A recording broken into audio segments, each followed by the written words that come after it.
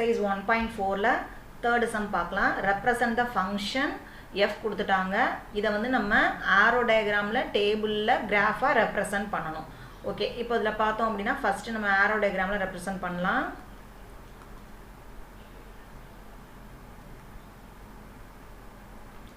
arrow diagramல அதுக்கு நம்ம ரெண்டு செட் எடுத்துக்க போகிறோம். இதை நம்ம ஏன்னு எடுத்துக்கலாம், பின்னு எடுத்துக்கலாம், XY இதை நம்ம சாய்ஸ் ஏன்னா கிவனில் கொஷினில் எதுவும் இல்லாதனால நம்ம ஏ பின்னு கூட எடுத்துக்குவோம். இதை ஏன்னு எடுத்துக்கலாம், இதை பின்னு எடுத்துக்குவோம். இப்போது இந்த ரிலேஷன் இப்போது இந்த ஃபங்க்ஷன் வந்து எதுலேருந்து எது கொடுத்துருக்காங்க, எஃப்க்கு எஃப் ஃபங்க்ஷன் கொடுத்துருக்காங்க இல்லையா, இதுக்கு எதெல்லாம் ரிலேட் பண்ணியிருக்காங்கன்னு பாருங்கள். 1ஓட 2, 2ஓட 2, 3ஓட 2, 4ஓட 3, 5ஓட 4 ரிலேட் பண்ணியிருக்காங்க. இதில் வந்து ஃபஸ்ட்டு நம்பரை மட்டும் நீங்கள் பாருங்கள், 1 2 3 4 5. அதை வந்து நம்ம செட்டு ஏல எழுதிக்கணும். 1 2 3 4 5. அடுத்து செகண்டில் இருக்கிறது வந்து செட்டு பிக்கு வரணும். அதில் என்ன நம்ம நம்பர் இருக்குன்னு முதல்ல ஃபஸ்ட்டு பார்த்துக்கலாம். செகண்டில் இருக்கக்கூடிய நம்பர் வந்து 2, அகெயின் 2, அகெயின் 2,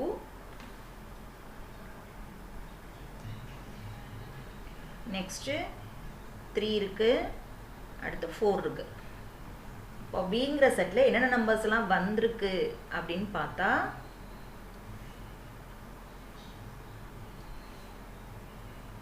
2 இருக்குது, அடுத்து 3 இருக்குது, 4 இருக்குது.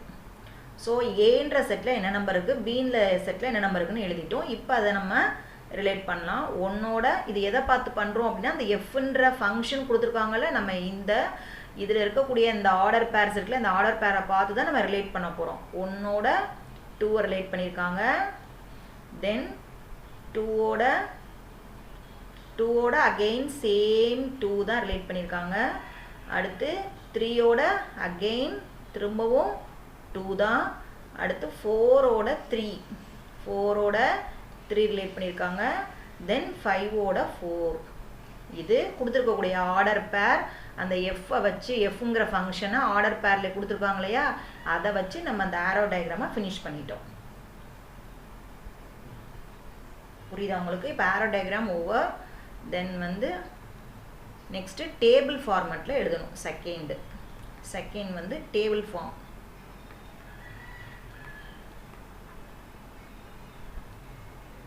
அதுக்கு என்ன செய்வோம், எக்ஸு எஃப் ஆஃப் எக்ஸு ஒரு டேபிள் போட்டுக்கலாம்.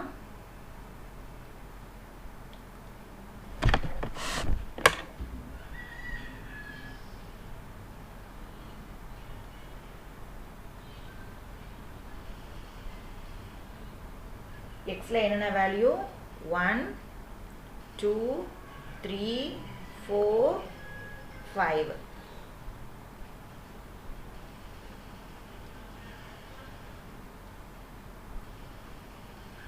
அந்த கொடுத்துருக்கக்கூடிய ஆர்டர் பேரை வச்சு அப்படியே நம்ம எழுத வேண்டியதான். கொடுத்துருக்க ஆர்டர் பேரில் என்ன இருக்குது, 1,2 2,2 3,2 4,3 5,4. இந்த ஆர்டர் பேரை அப்படியே டேபிள் எழுதணும், அவ்வளோதான். 1,2 கொடுத்துருந்தாங்களா, ஸோ மேலே 1 கீழே 2. அடுத்து 2,2, ஸோ 2,2 3,2 4,3 5,4. அப்படியே அந்த ஆர்டர் பேரை டேபிள் எழுதிட்டோம். நெக்ஸ்ட்டு தேர்டு வந்து கிராஃப். இப்போயும் அந்த பாயிண்ட்ஸோட நம்ம எழுதிக்கலாம். மேலே எழுதுனா நம்ம ஈஸியாக இருக்கும் கிராஃப் குறிக்கிறதுக்கு. 1,2 2,2 3,2 4,3 5,4. அதை அப்படியே கிராஃபில் நம்ம பாயிண்ட் அவுட் பண்ணால் நம்மளுக்கு கிடைச்சிரும். தேர்டு வந்து கிராஃபு. அதுக்கு என்ன செய்ய போகிறோம், அதை எக்ஸ் ஆக்சிஸ் ஒய் ஆக்சிஸ் நம்ம வரைஞ்சிக்கலாம்.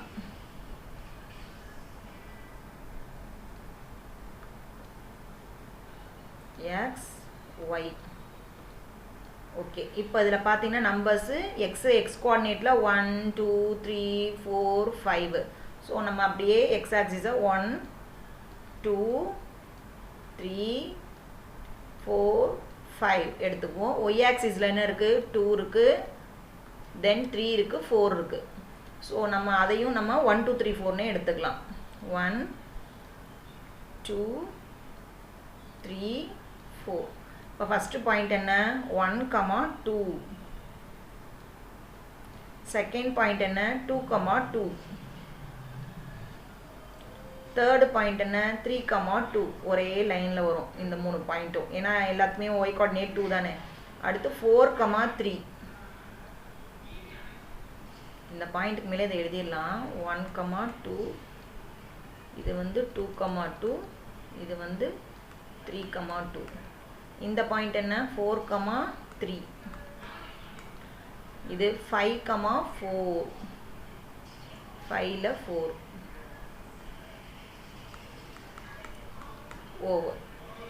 ஸோ நம்ம கொடுத்துருக்கக்கூடிய அந்த ஃபங்க்ஷனை 3 வேஸில் எழுதியிருக்கோம். ஒன்று வந்து ஆரோ டயக்ராமில், ரெண்டாவது டேபிள் ஃபார்மேட்டில், மூணாவது கிராஃப். நான் ஓவர். தேங்க்யூ.